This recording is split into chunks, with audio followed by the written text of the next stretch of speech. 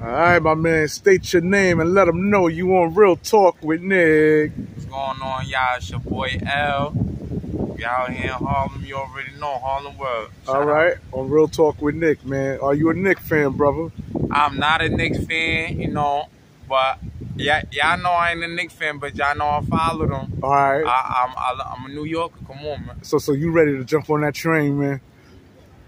Yeah, you ready to jump on that motherfucking train, man. I like the moves. Yeah, he's ready to jump on the train. I like the moves that they made. Okay. Minus not picking up Donovan Mitchell. I do like the Jalen Brunson addition. We get to the Donovan Mitchell talk, man. Right. But let's start off with Jalen Brunson, man. Okay. As we all know, Jalen Brunson is that guy that the Knicks organization brung aboard, man. Right. Do you think that's a good addition? I think it's a great addition.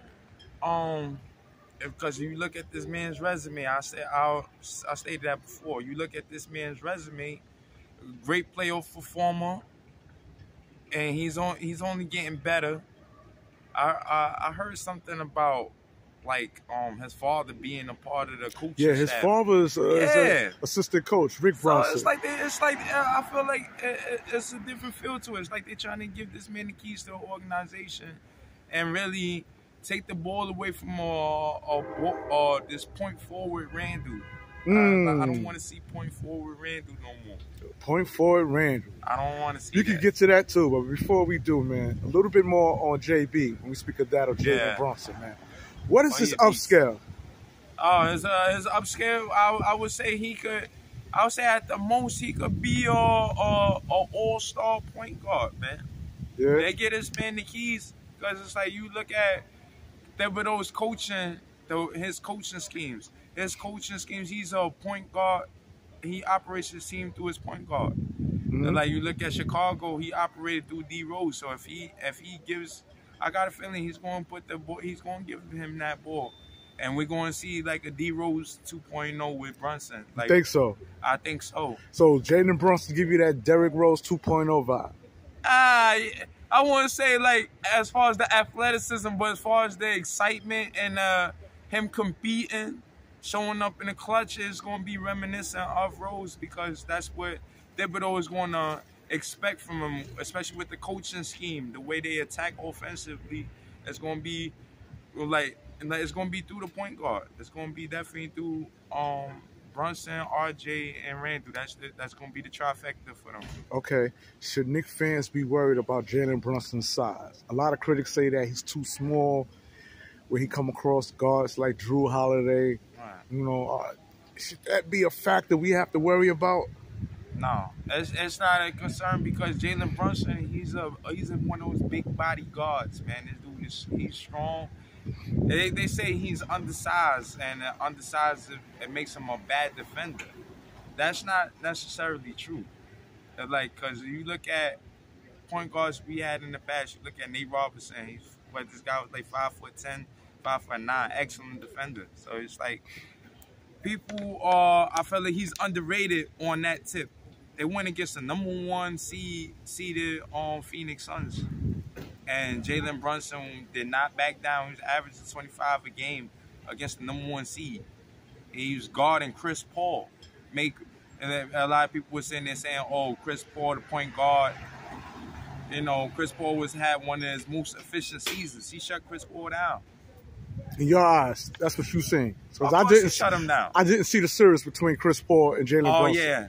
Oh yeah, the Phoenix and Dallas series. It's like. So you saying Jalen Brunson shut down Chris Paul? He shut him down, and he shut him down. And there was parts of that series where him and Dinwiddie would switch off, like they had their defensive assignments. They would switch from Chris Paul, and sometimes he would pick up Booker.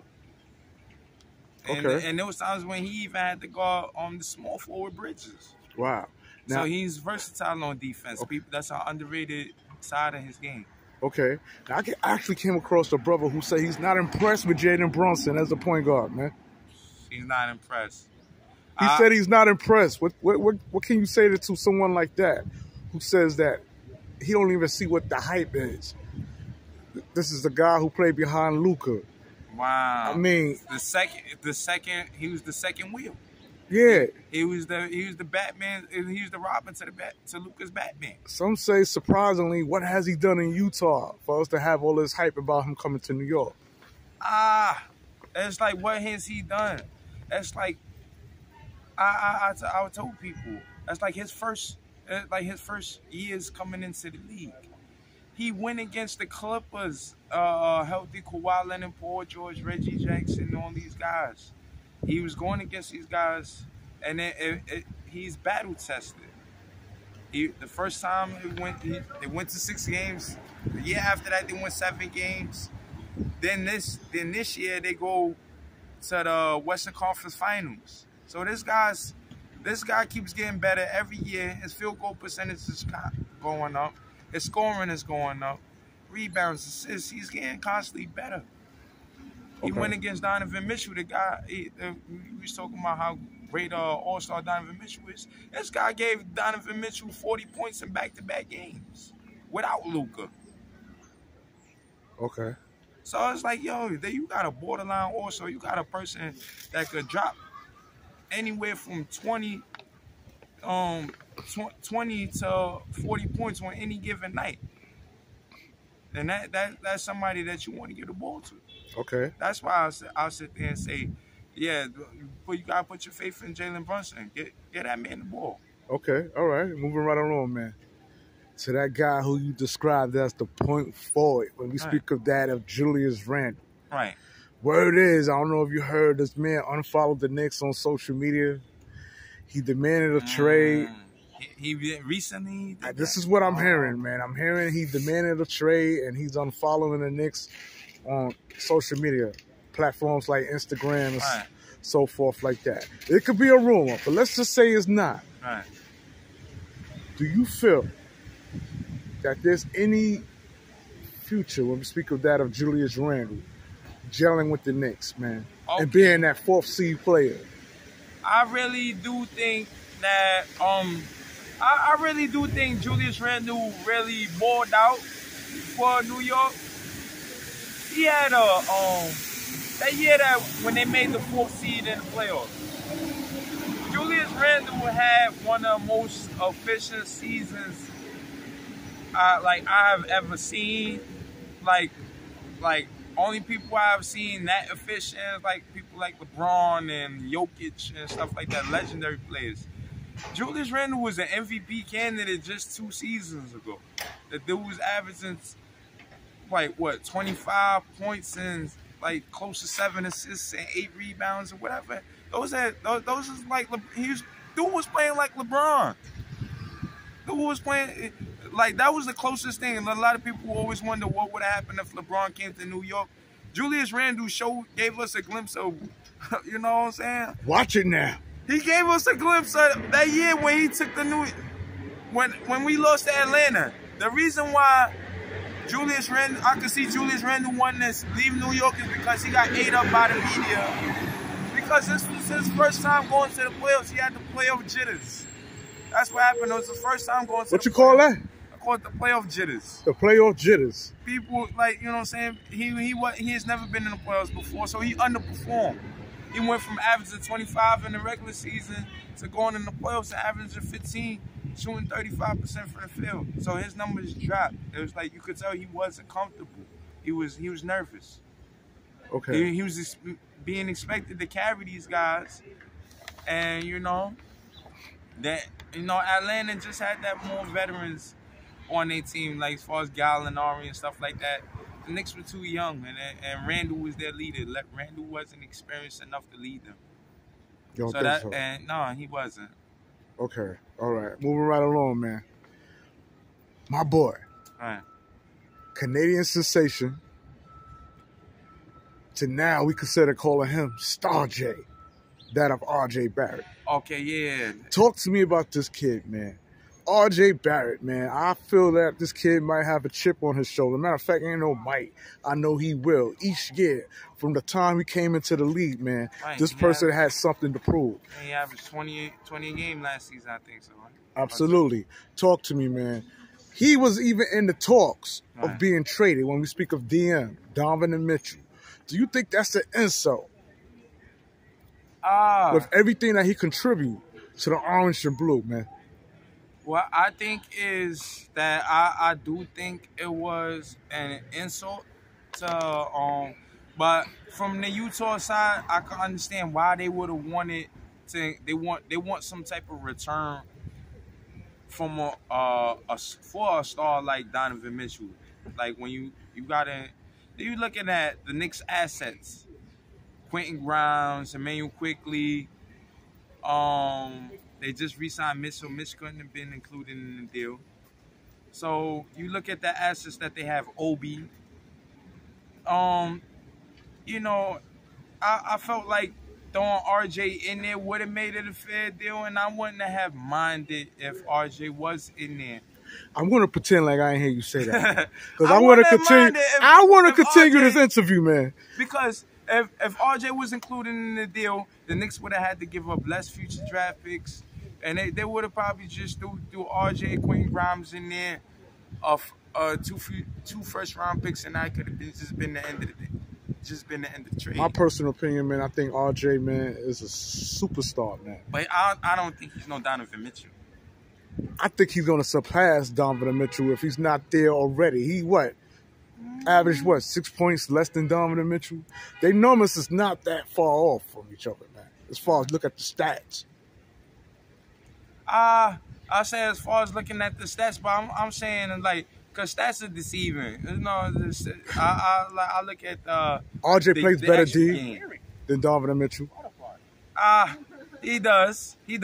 Okay. But Donovan Mitchell is definitely a good defender too, and that boy.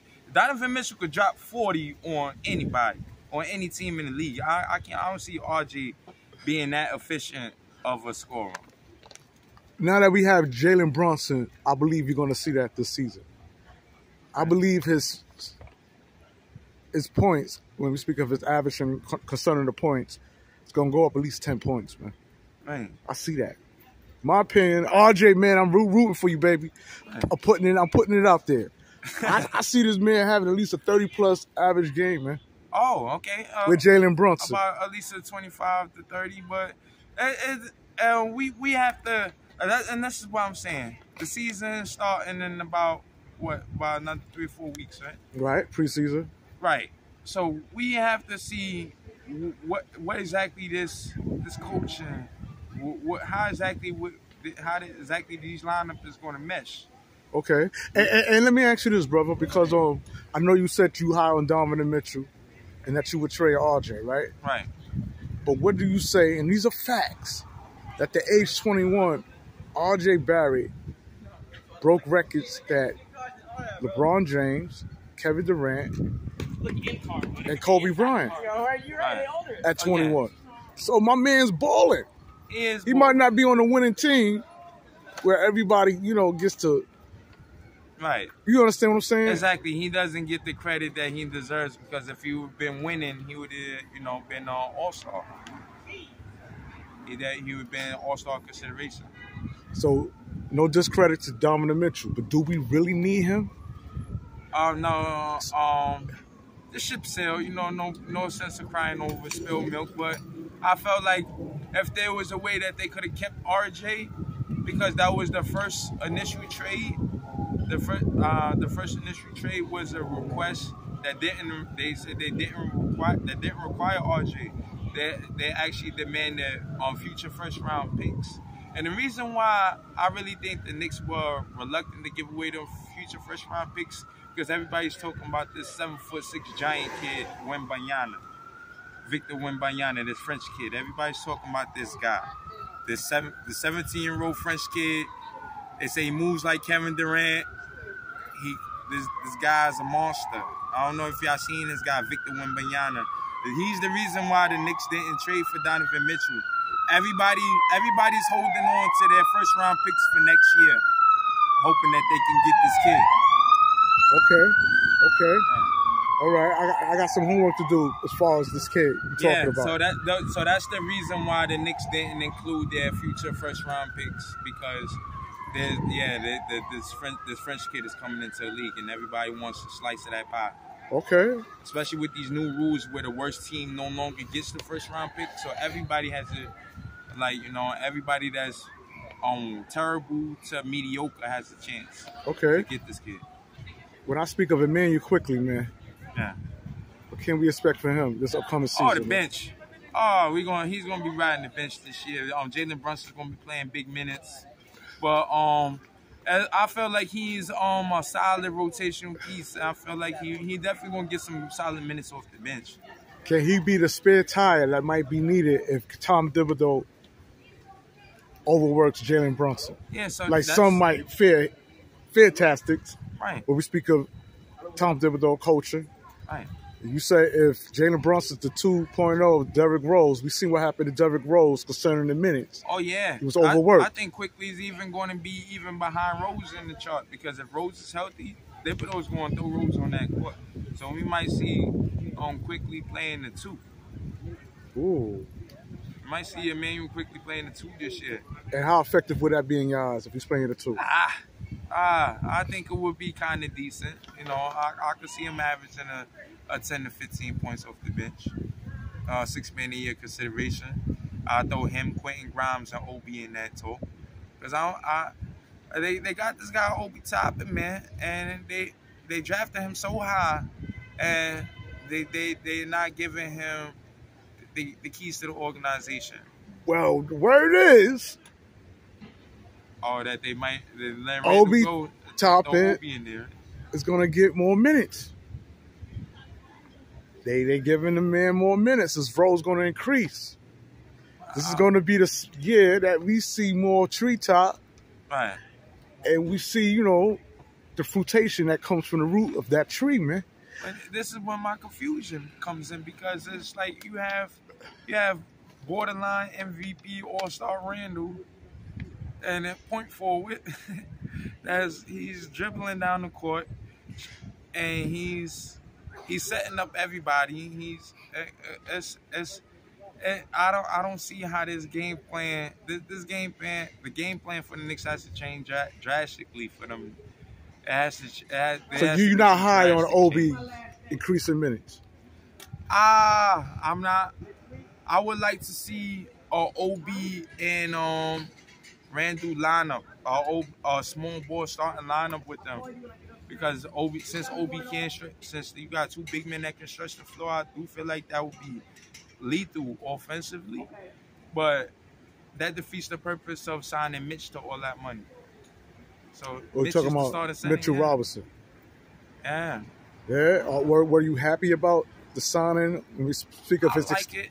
I do like the fact that Mitch did get his money. He's a solid rim protector. He reminds me of Jared Allen when Jared Allen first came into the league, and I felt like if he polishes his game more offensively more, that's who he could be.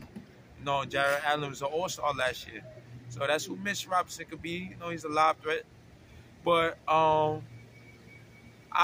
always thought he should have got less money, and he needs to be healthy, man. This dude only plays like probably about 20, 40 games a season. There's 82 games in a season. He only plays like 30 or 40. Well, so that remains to be seen. I agree somewhat on that. But are you excited about the news of hearing that he got an outside game that hasn't really been displayed yet? Oh, that he has an outside game? Yeah, and do you feel that outside games is needed, especially when we speak of big men in today's game? Some say, you know what, be dominant in the paint. That's where we need you. We don't need you shooting 15-footers and stuff like that. But the game has changed drastically when you got players like Steph Curry and whatnot. So my question to you, brother, does Mitchell Robinson need an outside game? No, but if he develops it, that's perfectly fine. You see like players like big men in the past centers, Marc Gasol. You see Marc Gasol, once he got developed this 3-point shot, he got the green light to go from the coaching staff. You got these tall 7-footers that shooting threes, Mo Bamba. You got Embiid got the green light to shoot threes. So you do have these big men that work on their jump shots, but you also have the big men that have these jump shots, that have these outside games that have never got the green light. Like you see, like Kenneth Faried. Kenneth Faried never got the okay from his coaching staff to shoot threes. There was an article a couple of years ago about Dwight Howard working on his 3-point shot and arguing with Van Gundy because he wanted to be able to shoot threes. You got that has to be something that's discussed with the coaching staff. Okay. Yeah, because it's like let's say if he does develop his shot, that'd be nice because if he could be like a Channing Frye, like that would be a nice weapon for the Knicks. Okay. When I mentioned a player like Quentin Grimes, man. Quentin Grimes, I like him. What come to mind, man? Yeah, he balled out in the summer league, man. And I always said that I liked his defense, his 3-point shooting. And he showed that this summer that he do got some off the dribble moves he can create for himself. So I do like what I've seen. I was disappointed that they lost to the Portland Trail Blazers in that championship. I'm like, damn, the Knicks can't even get a break. They couldn't even win the Summer League championship. The drought continues. Yeah. But you like what you're seeing from him? Yeah, I like what I seen from Quentin. Now I like this other guy, Jericho Sims. Talk to me. Oh yeah, I like him. I actually like him more than I like Mitch. I think. Yeah. So what do you think Jericho Sims have that you're not so high on Mitch? Oh no, they're exactly the same. I just think that You think Jericho Sims is a good backup? He's available, and I think eventually Jericho Sims will be the starter. Most likely, because I'm expecting this guy to be hurt again. I'm expecting this guy Mitch to be down again. Oh wow! Please don't say that. God forbid, I don't wish injury on anybody. I love when the league is 100% healthy and you can see the best go against the best. Okay. I like seeing Jokic with Jamal Murray and Michael Porter Jr. and D Rose on the court, hit people with crossover, looking like Chicago again. I love that when I see Rose dropping 25 and 30 and stuff like that. I like to see, the healthy league. Okay. And when we speak of this point guard, man, who some say, you know what, get him out the Knicks jail, man. Free this man. Get him out the G League. When we speak of that, of McBride. McBride, okay. Yeah, man. I mean, I haven't seen much of him. But yeah, he played well. He played well. Him and Quinn played very well. I think that was the 3-headed monster for the Knicks this summer that went by. They had Jericho Sims, this guy Grimes and McBride. I like that mob that they had. And I think I think they'll be good rotation players for the Knicks. Okay. I think so. And speaking of rotation, man. Yeah. When we speak of that, of Tom Thibodeau, man. Yeah, he has to figure out who's going to be the Batman on that team. You got RJ on the rise. You got MVP, on borderline MVP Randle. So his confidence is, it's like he has the confidence. He knows what he's capable of doing. It's just that, like, okay, if the team is going to go in a different direction and not make him the focal point anymore and take away what he's comfortable doing best as far as facilitating, they're going to have to find an offensive game plan, a scheme or whatever in their training camp, find a way to best suit them offensively against these other teams. All right, and this is it, man. Nail in the coffin, man. Yeah. How far you see the Knicks going, man? I can see the Knicks, if they work out their offensive game plan and they actually have their solid rotation that's disciplined, and where it's not like Fizdale when he was just throwing in random guys and saying, okay, and not holding players accountable and so forth. Yeah, not holding players accountable and saying, oh, these guys are young, just let them play and have fun. No. So how many wins do you think the Knicks going to win, man?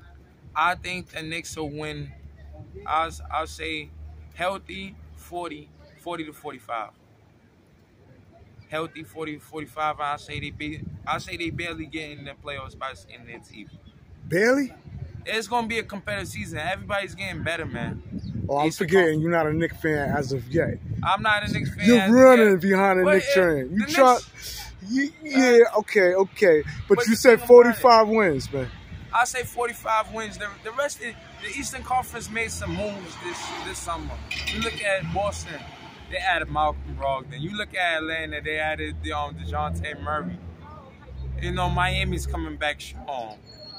I could see them going at it with the guys that sat in the bottom of the pool, like Charlotte, Detroit, and stuff like that. We got to get past those guys at the bottom before we start worrying about the guys that's at the top of the.